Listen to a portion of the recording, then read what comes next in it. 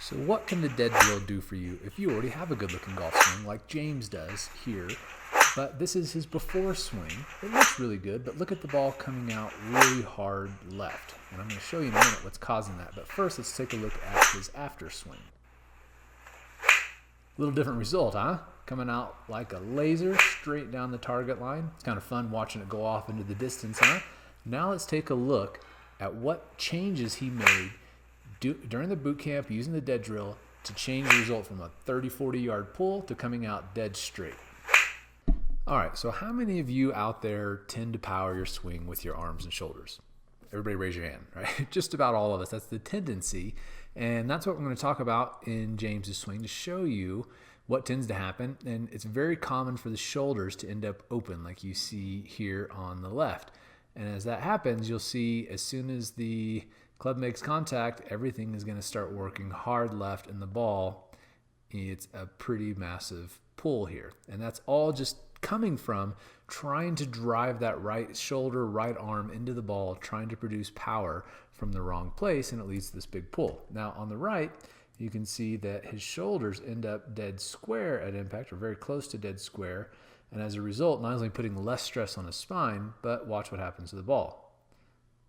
Comes out straight. That's the goal, right? So when you're trying to power the swing with your upper body, especially the right side, the right shoulder will always try and get closer to the ball, and that will always tend to get the path working to the left, and depending on where the club face is doing, the ball is either going to slice or you're going to hit a pretty good pull. So if you're trying to power the swing with your arms and shoulders and you keep seeing that your shoulders are open at impact, that's what the dead drill is going to help you do, is learn to use your trunk, your core, to move the club, arms, and shoulders back to the ball, not your arms and shoulders themselves. So obviously, mechanically, James's swing is very, very good. It was good to start with, and then just making little refinements by learning how to change the power source in the swing has allowed him to hit the ball on a laser, hitting a frozen rope, all those analogies. That's what's really cool about it, is getting the ball to come out exactly where you aim, dead straight. But there are some things that can be improved. And so while I've chosen James's swing as the best swing overall in the boot camp, I still want to make some tweaks to it. And so that is why I have given him the prize, of an unlimited review group with Chris Tyler. Because what I want to have Chris work on with him is a couple little things to help refine things a little bit more. And so what I want to start with, and this is another really common thing that you guys can learn from, I want you to focus on his right hand grip. Left hand grip looks great. The right hand grip, if you kind of draw a line up through the thumb and forefinger, is kind of pointing towards this left ear, and it should be over here. Now, why does that matter? This weak right hand grip will also lead you to the tendency of trying to push the right shoulder through and the right hand through in an effort to help square the face, because this is a relatively very weak right hand grip. As we get the right hand grip to work a little bit more over here and strengthen it slightly, there's so much less face rotation that has to happen through the hitting area to square the face. So that would be the first little tweak that we'd make, and that will really quiet the hands down through the hitting area dramatically. And then the other thing that I want to tweak in James's swing is his transition move, which is very, very good. He makes a great turn going back. But one thing I want to draw your attention to, because I see this all the time, and I want you to pay attention to, let me just draw a line on the left hip and the left knee.